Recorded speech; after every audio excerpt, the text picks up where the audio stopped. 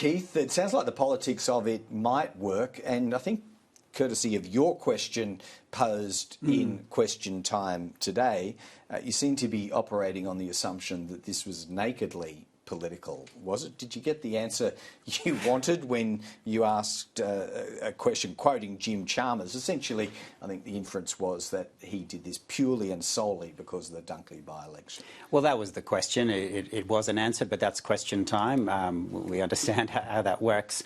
But that's the point. This was the motive, and the timing of this does matter. No doubt people are hurting, and no doubt the extra pay that they'll receive in a tax cut is welcome. No one denies that. But how it happened and the timing matters too. We've got a by-election in Victoria, in Melbourne, not far from both of our seats, on the 2nd of March. And the Treasurer on 7:30 report on Monday night admitted, he even used the word frankly, and it's nice to hear the Treasurer be frank, he admitted that frankly they wanted the timing done by the Dunkley by-election. Well, newsflash, Australians have been hurting for 18 months. Cost of living didn't just happen after summer. It was happening right up to Christmas, over the summer last year, through all the rate rises and all the costs of everything going up. So this is something, if it mattered, it should have been debated last year. Bring Australians into your trust, explain why, prosecute it, and then deliver it when it matters. And you would be prepared to support it, as you are now, had it been brought forward last year? Oh, it's a hypothetical we'll never know the answer to, but given we've supported it now, you can assume we probably would, because cost of living does matter, and it matters to us. There are a mixture of suggestions here, Keith. Some are interventionist with government regulation, others are, a bit more standoffish, price monitoring and the like. Do you see a role for more rampant competition enhancement in and across our economy? I welcome Alan Fels producing this report, and I'm not going to dismiss it because it was commissioned by the ACTU. Who commissions a project doesn't matter to me, and it shouldn't when we're formulating good public policy.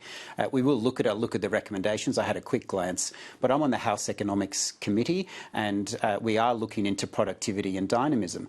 And we haven't finished that report yet. But one of the things we've learned from the evidence we heard is that the Australian economy does lend itself to oligopolies, and oligopolies are where there's not enough competition. For example, in supermarkets, Coles and Woolworths dominate 60% of the market. And we know from economic theory that leads to higher prices. It just does. So Australia does need a nudge on productivity and competition, and I'll look closely at this report. Yeah, I think there's a bit of work still ongoing. Andrew, Keith, you can pick up on setting the standard or set the standard if you wish, but on the cash question, do you think Bob Katter's late to the news that that's not the way we do things around here anymore? Yes and no. I had a moment. I haven't used cash in a while, but I had a moment where I wished I did. I was with my children at a breakfast in a cafe, and my banking was shut down. Right. And the reason it was shut down is because the bank wanted to get my attention for updating their anti-money laundering compliance. I then heard that happened to many people. And what it shows is that people do value redundancy. Although we're using cash a lot less, it is very important for when the system goes down. And whether that's a cyber attack or a natural disaster, there is a role for cash. It is legal tender. But I do know that Bob Katter got given his meal for free, but he's very hungry for justice, and I think that's an important point to make. Well observed, yes. Someone was looking after Bob when they denied him quickly. Keith, is that objectionable in your view? Well, I think it's a side issue.